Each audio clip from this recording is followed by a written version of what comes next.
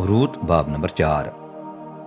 Boaz शहर के दरवाजे के पास जाकर बैठ गया जहां बुजुर्ग फैसले किया करते थे। कुछ देर के बाद वो रिश्तेदार वहां से गुजरा जिसका जिक्र बोअज ने रूत से किया था। बोअज उससे मुखातिब हुआ, दोस्त इधर आए, मेरे पास बैठ जाएं। रिश्तेदार उसके पास बैठ गया तो बोअज ने शहर के 10 बुजुर्गों को भी साथ बिठाया। फिर उसने रिश्तेदार से बात की, नओमी मुल्क मोआब से वापस आकर अपने शवहर इलीमेलेक की जमीन फरोख्त करना चाहती है। ये जमीन हमारे खानदान का मौरूसी हिस्सा है, इसलिए मैंने मुनासिब समझा कि आपको इतला दूं ताकि आप ये जमीन खरीद लें। बैतुलहम के बुजुर्ग और साथ बैठे रहनुमा इसके गवाह होंगे। लाजिम है कि ये जमीन हमारे खानदान का हिस्सा रहे, इसलिए बताएं कि क्या आप इसे खरीद कर छुड़ाएंगे। आपका सबसे करीबी रिश्ता है, इसलिए ये आप ही का हक है। अगर आप जमीन खरीदना न चाहें तो ये मेरा हक बनेगा। रिश्तेदार ने जवाब दिया, ठीक है, मैं इसे खरीद कर छुड़ाऊंगा। बोअज बोला, अगर आप नओमी से जमीन खरीदें तो आपको उसकी मोआबी बहू रूत से शादी करनी पड़ेगी ताकि मरहूम शवर की जगह औलाद पैदा करें जो उसका नाम रखकर ये जमीन संभालें।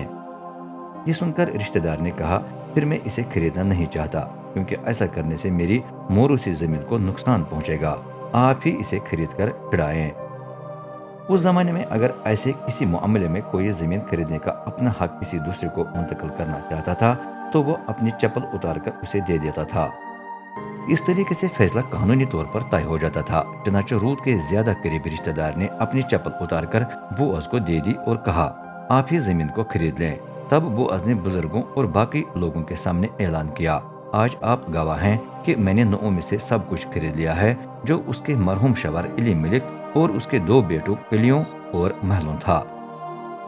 साथ ही मैंने महलून की बीवा मोआबी औरत रूत से शादी करने का वादा किया है ताकि महलून के नाम से बेटा पैदा हो। यूं मरहूम की मोरूसी जमीन खानदान से छुन नहीं जाएगी और उसका नाम हमारे खानदान और बैतुलहम के बाशिंदों में कायम रहेगा। आज आप सब गवाह हैं। बुजुर्गों और शहर के दरवाजे पर बैठे देगर मर्दों ने इसकी तस्दीक की, हम गवाह हैं। रब आपके घर में आने वाली इस औरत को उन बरकतों से नवाजे जिनसे उसने राखिल और लिया को नवाजा, जिनसे तमाम इसराइली निकले। रब करे कि आपकी दौलत और इज्जत इफराता यानी बैतुल्लाह में बढ़ दी जाए। वो आप और आपकी बीवी को उतनी औलाद बख्शे जितनी तमर और यहूदा के बेटे हारस के खानदान को बख्शी थी। चनाचे रूत बोअज की बीवी बन गई और रब की मर्जी से रूत शादी के बाद हामिला हुई। जब उसके बेटा हुआ तो बैतुलहम की औरतों ने नओमी से कहा, रब की तमजीद हो, आपको ये बच्चा अता करने से उसने ऐसा शख्स मुहैया किया है जो आपका खानदान संभालेगा। खुदा करे कि उसकी शोहरत पूरे इसराइल में फैल जाए, उससे आप ताज़ा दम हो जाएंगी और बुढ़ापे में वो आपको सहारा देगा। क्योंकि आपकी बहू जो आपको प्यार करती है और जिस कदर कीमत 7 बेटों से बढ़कर है, उसी ने उसे जन्म दिया है। नओमी बच्चे को अपनी गोद में बिठाकर उसे पालने लगी।